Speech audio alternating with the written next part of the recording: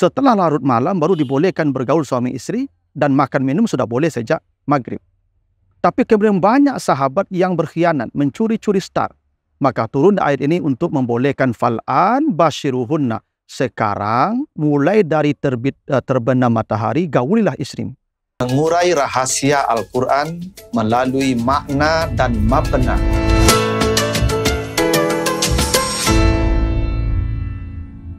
Assalamualaikum warahmatullahi wabarakatuh. Alhamdulillahi rabbil alamin. Assalatu wassalamu ala asrafil anbiya'i wal mursalin wa ala alihi wa ashabihi ajma'in. Para pemirsa, kajian makna dan mabna yang dimuliakan Allah. Kembali kita lanjutkan bahasan kita tentang bangunan dan struktur kata dan kalimat di dalam Al-Quran, serta pesan dan makna di balik bangunan dan struktur kata dan kalimat di dalam ayat-ayatnya tersebut. Kita masih berbicara dalam rangkaian ayat-ayat puasa, yang kali ini kita lanjutkan ayat yang ke-187 di surat Al-Baqarah. Kita baca ayatnya, ayat 187 surah Al-Baqarah. A'udzubillahi minasyaitonirrajim. Uhilla lakum lailatas siyami arrafasu ila nisaikum. Hunna libasul lakum wa antum libasul lahunna.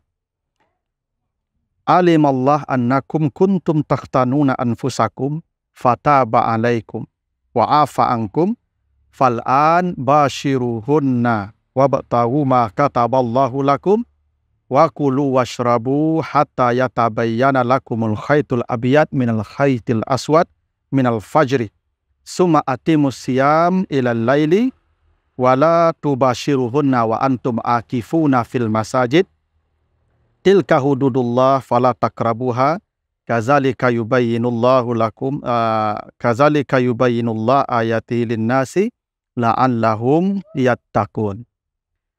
Dihalalkan untukmu di malam-malam Ramadan bergaul dengan istrimu. Mereka adalah pakaian bagimu dan kamu adalah pakaian bagi mereka.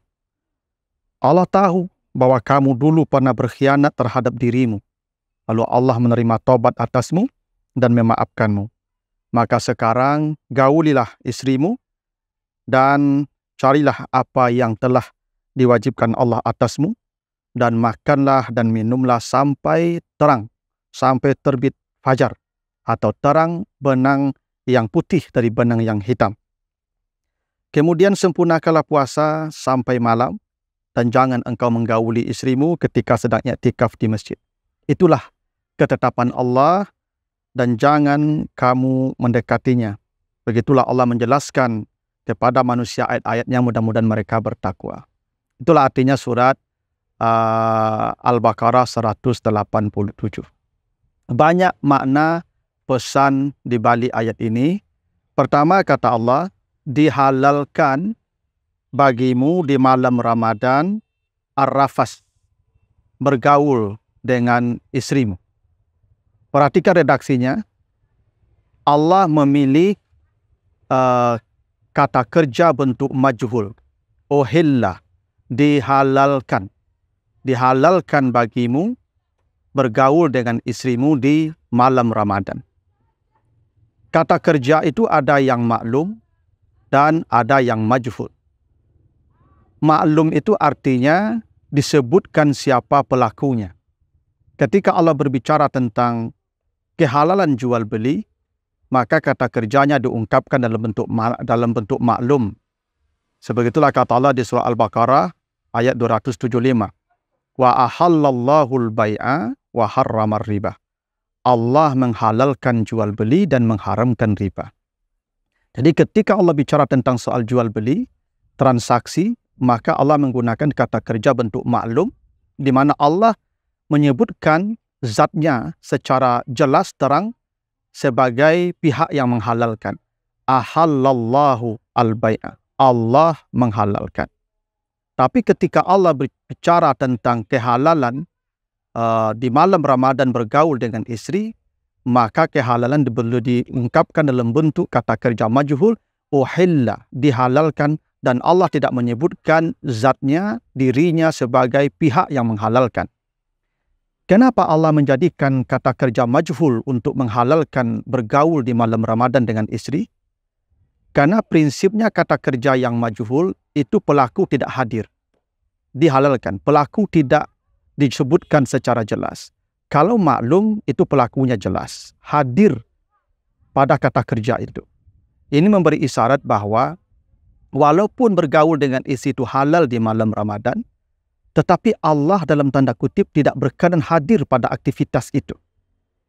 Ini menjadi isyarat, walaupun menggauli istri itu halal di malam Ramadan, tapi itu bukan sesuatu yang Allah hadir di sana. Kita di malam Ramadan itu diperintahkan untuk mendekat kepada Allah. Sementara ketika kita bergaul suami istri, pada dalam tanda kutip kita sedang berada jauh dari Allah karena Allah tidak hadir di tempat itu. Allah tidak berkenan hadir bersama kita. Padahal Ramadan itu malam kita atau bulan kita mendekat kepada Allah. Itulah kenapa Allah tidak menggunakan kata maklum tapi menggunakan kata majhul karena Allah tidak berkenan hadir di tempat itu. Yang kedua, Allah menyebut bergaul itu dalam bentuk pilihan rafas. Rafas itu artinya sesuatu yang buruk. Dia tidak dilarang, tapi juga tidak dianjurkan. Karena itulah Allah menyebutnya sebagai rafas. Dan itulah salah satu rahasia kenapa kita disuruh zakat fitrah. Karena kata Nabi, zakat fitrah itu diwajibkan tu'matan lil masakin, tuhratan lis saim. Bahwa zakat fitrah itu tujuannya adalah memberi makan kepada orang miskin dan mensucikan orang yang berpuasa dari rafas. Itu artinya ketika kita melakukan hubungan suami istri, maka nilai kebaikan puasa kita akan berkurang. Karena zakat fitrah sebagai penambalnya, dan karena itulah tujuan zakat fitrah itu salah satunya adalah tuhratan lis-shaimi minar rafas. Jadi bergaul suami istri itu tidak dilarang, tapi tidak dianjurkan. Karena pertama, membuat manusia jauh dari Allah. Yang kedua, akan mengurangi bobot nilai puasa yang dia kerjakan. Yang ketiga, kata Allah, hunna libasul lakum wa antum libasul lahunna. Istrimu itu adalah pakaian bagimu. Allah menggunakan kata pakaian, pilihannya libas. Libas itu artinya pakaian dalam. Karena ada pakaian luar namanya siap. Makanya dalam surah Al-Muddathir ayat yang keempat, ketika Allah memerintahkan Nabi Muhammad untuk berdakwah, kum fa'anzir, maka perintah Allah salah satunya wasiyabaka fatahir, dan pakaian luarmu bersihkan. Karena orang akan melihat tampilan luarmu sebelum engkau berbicara. Maka yang dibersihkan itu siap, pakaian luar. Tapi istri tidak disebut dengan siap. Hunna siyabul lakum, tidak. Tapi hunna libasul lakum. Bahwa menunjukkan istri adalah pakaian dalam tanda kutip. Maknanya bahwa seorang istri memang tidak boleh jauh dari suaminya. Itu isyaratnya. Dan pakaian itu menghadirkan kenyamanan. Pakaian itu melindungi. Pakaian itu menutupi keburukan-keburukan. Dan itulah tugas seorang istri. Menutupi keburukan suaminya, melindungi suaminya, dan mendatangkan kenyamanan kepada suaminya. Lalu kata Allah, alimallah annakum kuntum takhtanuna anfusakum. Dulu Allah tahu kamu berkhianat pada dirimu, tapi Allah maafkan, Allah terima taubat. Ini menjadi isyarat bahwa dulu berpuasa itu sampai terbenam matahari, itu tidak dibolehkan melakukan hubungan suami istri kecuali setelah larut malam. Setelah larut malam baru dibolehkan bergaul suami istri, dan makan minum sudah boleh sejak maghrib. Tapi kemudian banyak sahabat yang berkhianat, mencuri-curi star. Maka turun ayat ini untuk membolehkan fal'an basyiruhunna. Sekarang mulai dari terbenam matahari, gaulilah istrimu. Itulah kenapa tadi kebolehan menggauli istri itu disebutkan waktunya lailatas siyam. Malam itu dalam bahasa Arab ada lailan, ada al-lail, dan ada lailatah atau lailatu. Apa bedanya? Lailan itu di tengah malam. Makanya Nabi Isra dan Mi'raj itu di tengah malam. Lailan subhanallazi asra bi abdihi lailan. Disebutkan lailan di situ, tengah malam. Kalau Allah katakan Di uhilla lakum lailan fi Ramadan, berarti tengah malam boleh. Ada al-lail, al-lail itu boleh setelah Isya sampai nanti terbit fajar. Makanya salat tahajud, salat malam, ya, wa minal laili fatahajjat bi, karena mulai setelah Isya. Adapun lailah itu dimulai dari terbenam matahari sampai terbit fajar, dan itu kebolehan kita menggauli istri kita. Dan itulah kenapa Allah mengatakan fal'an basyiruhunna, sekarang gaulilah mereka sekarang, itu maksudnya sejak terbenam matahari. Lalu kata Allah,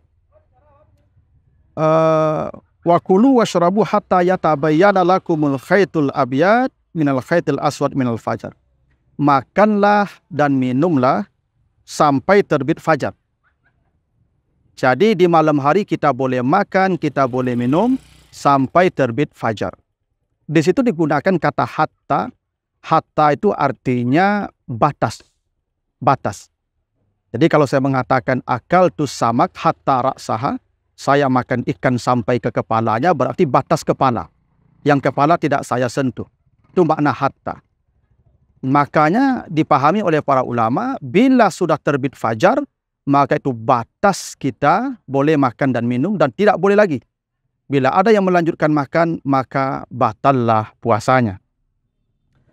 Lalu kata Allah, wala tubashiruhunna wa antum akifuna fil masajid. Jangan kalian menggauli istrimu ketika sedang i'tikaf di masjid.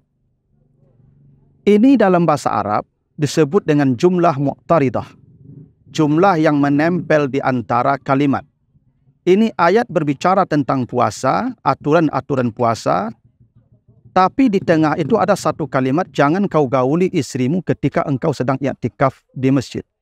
Jangan kau gauli istrimu ketika engkau sedang i'tikaf di masjid. Kenapa diselipkan di tengah ayat puasa itu tentang i'tikaf? Ini memberi isyarat bahwa amal yang istimewa, yang spesial bagi orang yang berpuasa itu adalah i'tikaf di masjid. Dan itu kenapa pembicaraan tentang i'tikaf ini diselipkan Allah di penghujung ayat puasa. Menjelang penutup ayat puasa, itu memberi isyarat bahwa i'tikaf itu memang yang paling baik di penghujung Ramadan.